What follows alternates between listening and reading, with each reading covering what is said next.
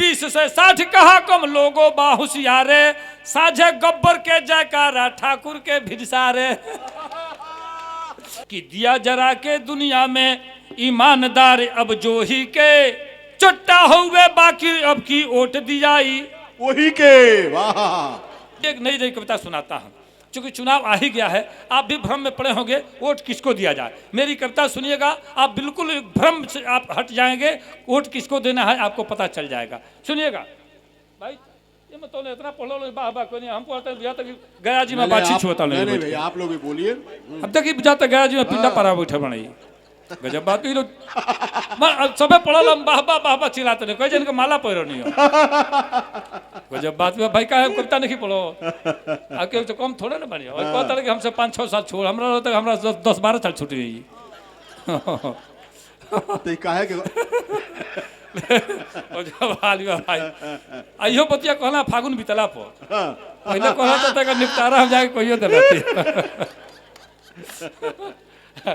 सुनिए एक नई कविता सुनिए, तमाम लोग बैठे हैं, भोजपुरी की कविता है, जल्दी जल्दी पढ़ दे रहा हूं। सुनिए, दूसरे चक्र में हमारी कविता जो नहीं सुनता है कई जन्म तो छछुंदर होता है। संजय भाई पहले ही इन्होंने समय की पाबंदी लगा दी है, तो इसलिए जल्दी जल्दी पढ़ दे रहा हूं। सुनिए कि दिया जरा के दुनिया में ईमानदार अब जो ही के। वाह वाह, थोड़ा साथ दीजिएगा आप। वाह भाई वाह। एकदम सत्यनारायण कथा के जैसे मत सुनिएगा, तब तो हम बैठ जाएंगे। थोड़ा मन बनाइएगा तो अच्छा लगेगा हमको।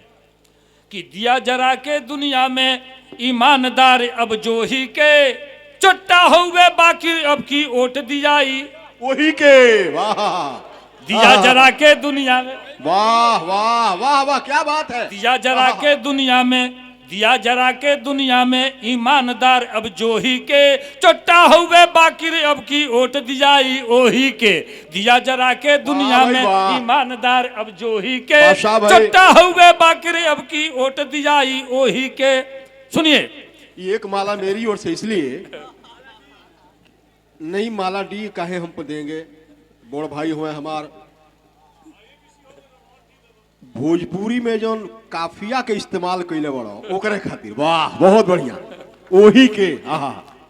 दिया जरा के दुनिया में ईमानदार अब जो ही के, दिया जरा के दुनिया में ईमानदार अब जो ही के, चुट्टा हुए बाकी अब की ओट दियाई वही के। बोलक पड़ी वही के, चुट्टा हुए बाकी अब की ओट दियाई।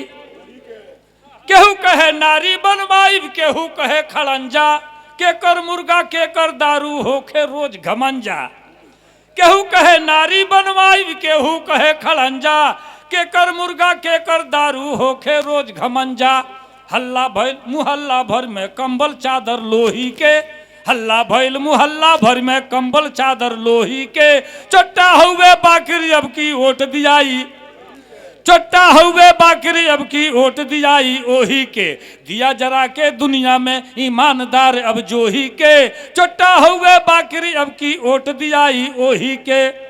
3-20 से 60 कहा कम लोगो बाहुसियारे, लोगो तनिको नहीं खे।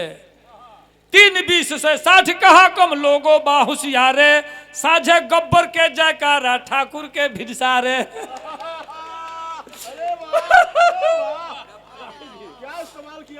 3-20 से 60 कहा कम लोगो बाहुसियारे, साझे गब्बर के जयकारा ठाकुर के भिनसारे।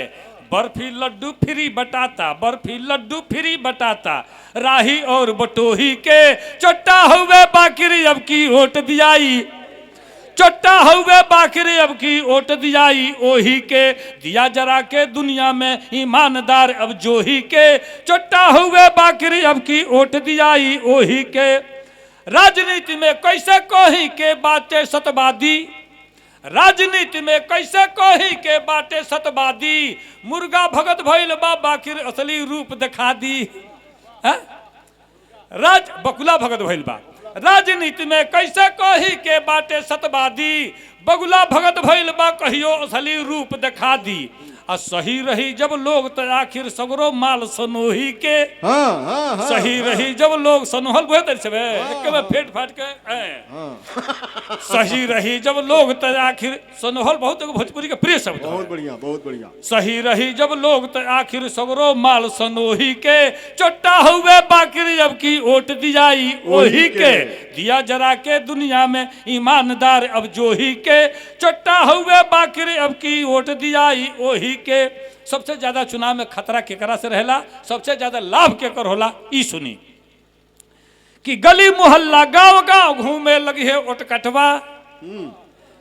गली ओटकटवा ये तो बिहार में ढेर घूमेला सा। गली मोहल्ला गांव गांव घूमे लगे हैं ओटकटवा। आ जेने से जौने आवे हथियावे ले बिचपटवा। बिचपटवा मने ना इन्हें के ना उन्हें के बीचे में के बेटे ना।